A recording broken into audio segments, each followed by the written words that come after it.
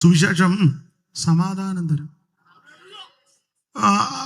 എഫേസ്യ ലേഖനം 6-ാം അധ്യായത്തിന്റെ 14-15 അറിവുള്ള വാക്യം നമുക്ക് വായിച്ചു. എഫേസ്യ ലേഖനം 6-ാം അധ്യായത്തിന്റെ 14-15 പെട്ടെന്ന് വായിച്ചു.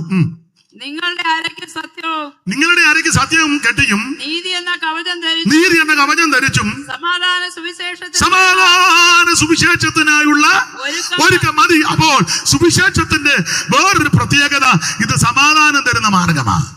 ഇന്ന് രാത്രി നിനക്ക് സമാധാനം തരുന്ന മാർഗമാണ് സുവിശേഷം. മദ്യം സമാധാനം തരത്തില്ല. ഇപ്പൊ ആണ് ഇഷ്ടം പോലെ മുട്ടിന് ബാറ സമാധാനം കൊടുക്കാനാണ്. മനുഷ്യന്റെ സമാധാനം പോവുക. ഇവിടെ MC റോഡിലും ഒക്കെ ഇപ്പൊ വലിയ ബുദ്ധിക്കാരാ. ഹോട്ടലിൽ നിന്നും പറഞ്ഞാ തുടങ്ങുന്നേ. പിന്നെ കുറച്ച് കഴിഞ്ഞ് ചെല്ലുമ്പോ അവിടെ ബാറെന്നും ഒന്നും മനസ്സിലാകുന്നില്ല എന്തോന്ന്. ഈ മദ്യം കൊടുക്കുന്നതിന് എന്തോ പറയുന്നത് ഇംഗ്ലീഷിലാ, അതിന്റെ പേര് എന്തോ പറ.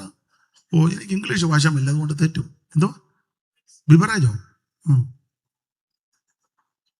ഇപ്പൊ എല്ലാം മെയിൻ റോഡിന്റെ സൈഡിലാക്കി. എന്ത് അപകടമാണ് നടക്കുന്നത്. എന്നാ ഇതിനൊക്കെ എങ്ങോട്ടൊരു മാറ്റി മനുഷ്യൻ അത്യാവശ്യത്തിന്. അവിടെ ഞങ്ങളാണ്ട് തിരുവല്ല വള്ളംകുളത്ത് എന്തോ ബുദ്ധിമുട്ടാണെന്നറിയാമോ?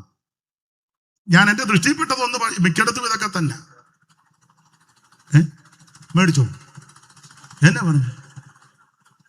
ഏതാണ്ട് പറഞ്ഞു. എന്തോ പറഞ്ഞു? നീരേറ്റ് പുറത്ത് കൊണ്ടോ? ആട്ടെ,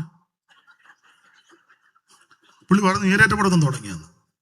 ആയിക്കോട്ടെ, എല്ലായിടത്തും ഉണ്ട്. മുട്ടിന് ഇത് തുടങ്ങിയിരിക്കുക. സമാധാനം വല്ലതും ഉണ്ടോ? എത്ര കുടുംബമാ തകരുന്നേ?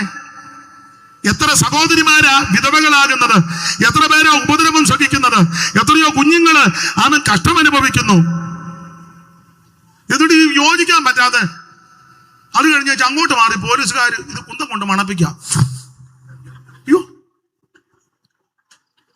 ഈ മണപ്പിക്കേണ്ട വല്ല കാര്യമുണ്ട്? ഇതങ്ങ് നിർത്തിയാ പോരെ? നിങ്ങളല്ല എന്നെ സൂക്ഷിച്ചു നോക്കുന്നേ. അവരിത് മേടിച്ചോണ്ട് അങ്ങോട്ട് വല്ലതും കുടിച്ചേച്ച് അങ്ങോട്ട് പോണ്. എന്നാൽ എന്നെയും മണപ്പിക്കാൻ വന്നു. അടുത്ത് വന്നപ്പം പാസ്റ്ററായിരുന്നു വന്നു. പിന്നെ ഓടിച്ചവനെ മണപ്പിച്ചു. അവൻ ശരിക്കും വലിച്ചു. എന്തോ ഇത് ആട്ടെ, നമ്മുടെ വിഷയമല്ല. അപ്പൊ ഭാഗം അങ്ങ് വിട്ടേക്കാം. മദ്യം നിനക്ക് സമാധാനം തരികയല്ല. ഇത് കലകവും കഷ്ടവും സങ്കടവും ഉപദ്രവവും തരുന്നതാ. വിഷം കഴിച്ച് ജീവിതം ഒടുക്കുന്നതല്ല, ആറ്റിച്ചാടിച്ചാകുന്നതുമല്ല. അല്ല, ദൈവത്തിന് മഹത്വം, ആത്മഹത്യയല്ല.